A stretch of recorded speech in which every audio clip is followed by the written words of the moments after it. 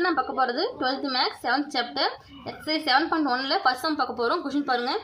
ஆதி புள்ளியிலிருந்து t வினாடிகளுக்கு பிறகு ஒரு துகள் உள்ள தூரத்தின் அளவு s = 2t² + 3t மீட்டர் எனும்படி நேர்கோட்டில் ஒரு துகள் நகர்கிறது. ரெண்டு சப்டிஷனாக கொஷின் கொடுத்துருக்காங்க. t = 3 மற்றும் t = 6 வினாடிகளுக்கிடையே உள்ள சராசரி திசைவேகம் என்ன?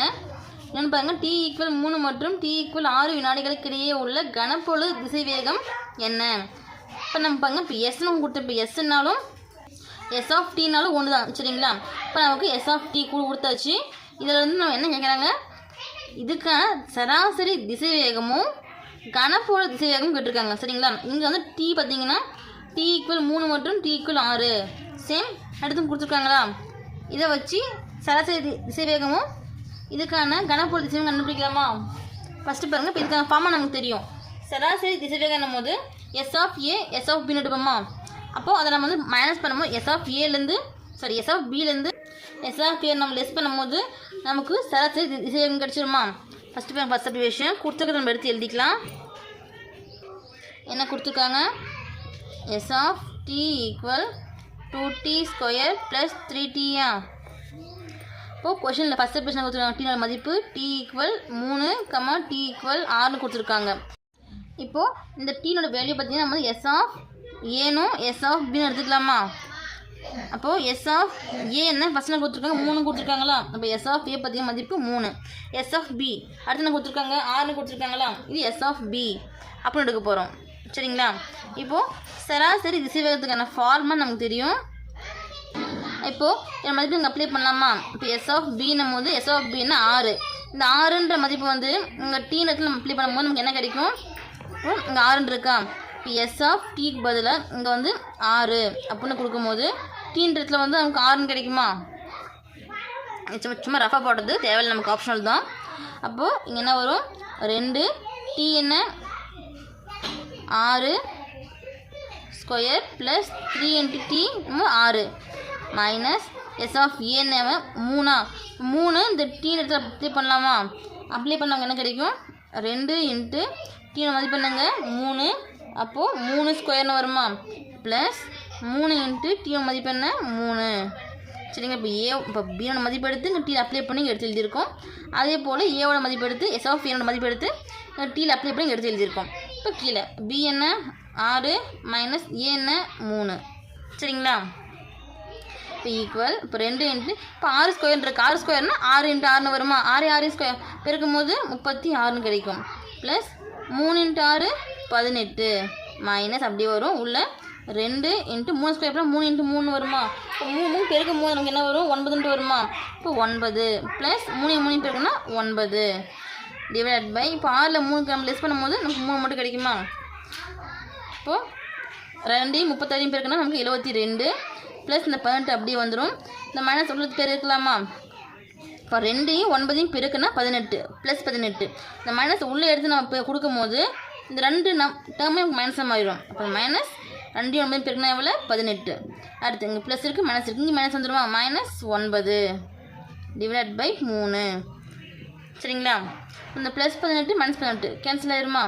இப்போ 72 -9 லெஸ் பண்ணால் எவ்வளோ வரும்? 63 வருமா? இப்போ 63 டிவைட் பை இங்கே இருக்க 3, சரிங்க? இப்போ கேன்சல் ஆகாமல் 1 3 2 3 6 1 3 3, சரிங்களா?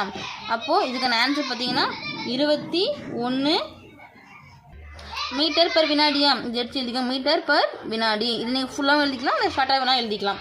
இது வந்து சராசரி திசைவேகம், சரிங்களா? அடுத்து இப்போ ரெண்டாவது சப்டிவிஷன், இப்போ செகண்ட் சப்டிவிஷன். இப்போ கொஷினை கொடுத்துருக்காங்க. இப்போது எஸ் = 2t² + 3t. இங்கே நம்ம வந்து எஸ் ஆஃப் டி எடுக்க போகிறோம், சரிங்களா? இப்போ எஸ் ஆஃப் டின்னும் போது இப்போ இதில் வந்து கனப்பொழுது திசைவேகம் கேட்குறாங்களா? இப்போ என்ன பண்ணலாம்? நம்ம டீயை பொறுத்து வகையிடலாமா? இப்போ டீயை பொறுத்து வகையிட, சரிங்க? இப்போ டீயை பொறுத்து வகையிடும் போது இதுக்கான ஃபார்மை நம்ம வந்து எப்படி அப்ளை பண்ணுவோம்? ds டிவைட் பை dt அப்படின்னு அப்ளை பண்ணுவோமா? அப்போது இங்கே அடுத்து நம்ம எடுத்து எழுதுவோம். இப்போ என்னங்க நீங்கள் ஃபார்ம் எழுதிக்கலாம். ஃபார்ம் இப்போ d divide by dx × x⁴n = n into x n minus 1 சரிங்களா.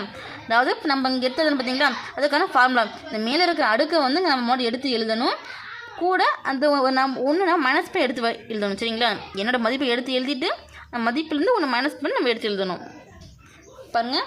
அப்போ ஆல்ரெடி இங்கே 2 இருக்குது, எடுத்து எழுதிக்கலாமா. இன்ட்டு இந்த 2 நம்ம எடுத்து எழுதிட்டோம். இப்போ டி ஸ்கொயர் எடுத்து எழுதும் போது 2 இன்ட்டு டி. இப்போ 2 மைனஸ் 1 மைனஸ் பண்ணால 1 ப்ளஸ் 3 அப்படியே வந்துடும். இப்போ டி அடுக்கு 1 தான் இருக்குது, அப்போ என்ன வரும், நமக்கு 1 தான் வரும் சரிங்களா. ஈக்குவல் 2 எண்ணி பெருக்கும் போது 4 டி அடுக்கு 1 மேலே போட்டலாம் 1 தான், போடலாம் 1 தான் ப்ளஸ் 3 சரிங்களா. இப்போ நமக்கு இதில் வந்து டீனோட மதிப்பு 2 கொடுத்துருக்காங்க. டீ வந்து 3 கொடுத்துருக்காங்க, இன்னொன்று டீ வந்து 6. இப்போ 2 மதிப்பு நம்ம பிரதிட போகிறோம் சரிங்களா. ஃபஸ்ட்டு டி ஈக்குவல் 3 எனில் இப்போ இங்கே 3 அப்ளை பண்ணலாமா டீக்கு பதில். இப்போ அப்ளை பண்ண என்ன வரும், 4 இன்ட்டு 3 வருமா ப்ளஸ் 3. இப்போ 4 12 ப்ளஸ் 3 3 போட்டும் போது எவ்வளோ 15 மீட்டர் பர் வினாடி சரிங்களா. இது ds டிவைட் பை dt. இந்த சிம்பிள் பார்த்தீங்கன்னா இந்த ds டிவைட் பை dt இந்த வகையில்ன்றதை வந்து நம்ம இப்படி எழுதிக்கலாம், இல்லை s டேஷ் இன்ட்டு டி. 2ல் எதனா 1 எழுதுனா போகும் சரிங்களா. 2த்துக்குமே ஒரே மீனிங் தான் ஓகேங்களா. ஒன்று இப்படி போட்டுக்கோங்க, இல்லை இப்படி போட்டுக்கலாம். அடுத்து டி ஈக்குவல் 6 எனில் இப்போ 6 அப்ளை பண்ணலாமா இந்த இடத்துல. இப்போது ds divide by dt equal 4 t என்ன இங்கே 6 முதல்ல 3 அப்ளை பண்ணியிருக்கோம். இப்போ 6 ப்ளஸ் 3 நாங்கள் கண்டுபிடிச்சோம் பார்த்தீங்களா, இதில் தான் அப்ளை பண்ண போகிறோம். ஈக்குவல் இப்போது 6 இன்ட்டு 4 பெருக்கும் போது 24 ப்ளஸ் 3.